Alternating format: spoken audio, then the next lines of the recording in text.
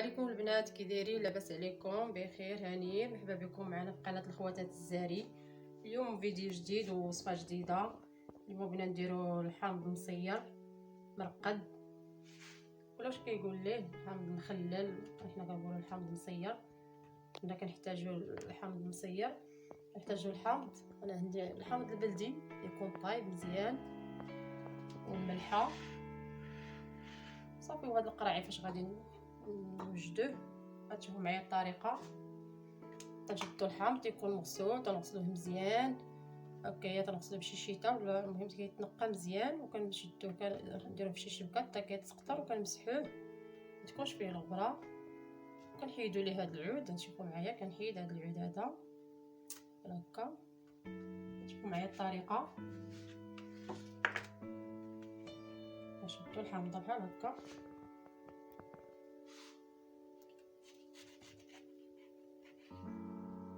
هكا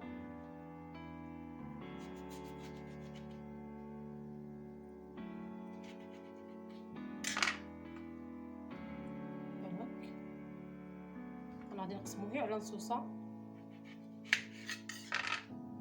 بحال هكا.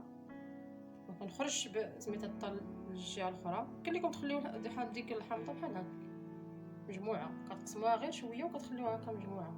انا غادي نقسمهم بحال هكايا باش ملي نبغي غنهزها القياس اللي قطعتها بحال هكايا على هذا الشكل هكا، كنحطها بشي تفصيل بحال هكا، وتنعاود تاني نصايب وحده اخرى. شوفوا معايا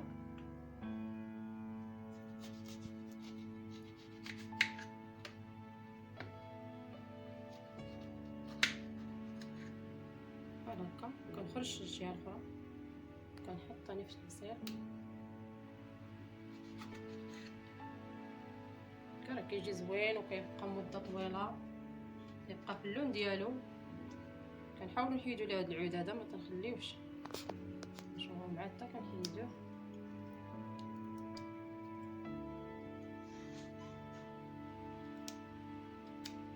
هذا العود كنخرجوا فيه تيكون قاصح، خصنا نحيدوه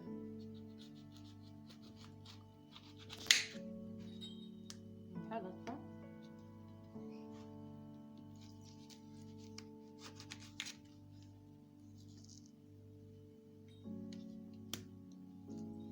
راه كيجي زوين الا تبعتو هاد الطريقه، راه كيجي زوين.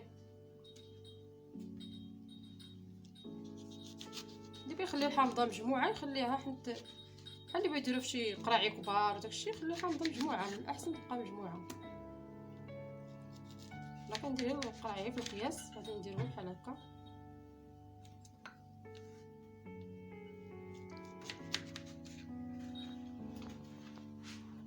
هكا كنشي عويه كنحيدوه.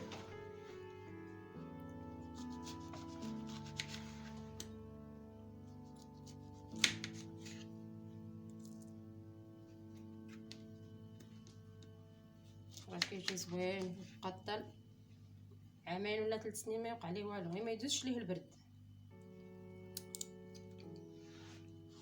نبقى مستمره بحال هكا حتى كنساليه. وغادي تشوفوا معايا فاش غادي ندير ليه الملحه. ها هو دابا فاش ساليتو قطعتو كاملو، نجيبو الملحه هكا وقرعه. هي المهم قرعه، نتوما القراعي اللي بغيتو. انا عندي هاد القرعه.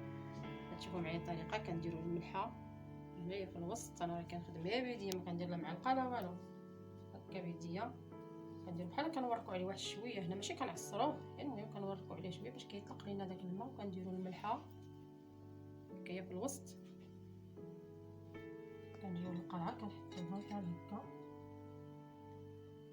نحطو نصيص حدا نصيص، نحطوهم هكاك واقفين. وكنديروا ثاني الملحه هكا في الوسط. هي الطريقه اللي كنديروا حنايا، وكيصدق وكيجي زوين، ما كيخسر ما والو. المهم هو غير ما يدش ليه البرد.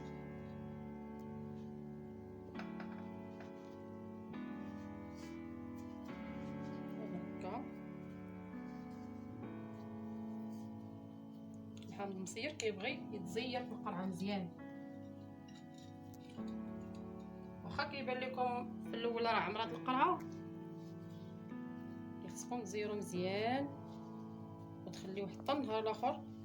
ولا بان لكم داك الحامض نزل، كتعاودوا تقطعوا ثاني واحد الحامضه ولا جوج، كتعاودوا ثاني ديروهم. المهم الماء يطلع الماء يفوت يفوت الحامض، هو اللي كيغطي لنا الحامض، حيت هذاك الماء ملي كيغطي الحامض هو اللي كيحميه ما كيخسرش. بحال هكا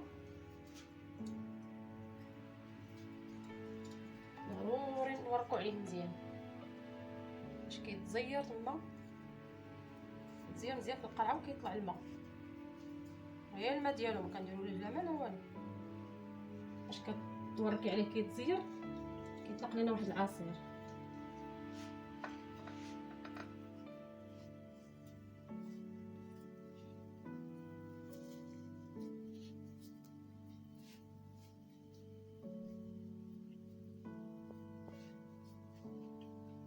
نحطو مزيان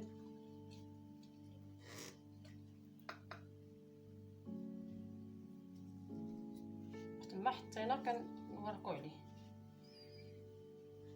بحال هكا الملحه.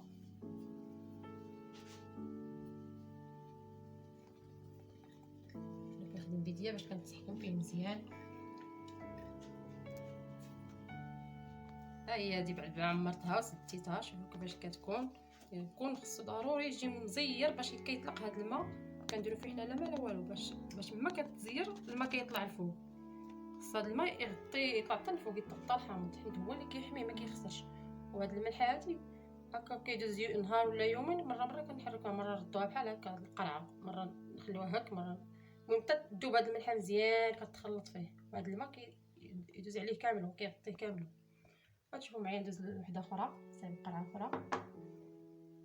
هي قرعه، المهم القرعه تكون نقيه ونغسلوهم مزيان بماء طايب يكونوا معقمين. كنمشي ثاني بنفس الطريقه ندير الملحه بحال هكا. شوفوا معايا الطريقه بحال هكا، نبقى نستمر ثاني حتى نعمر هاد القريعه وغتشوفوا معايا.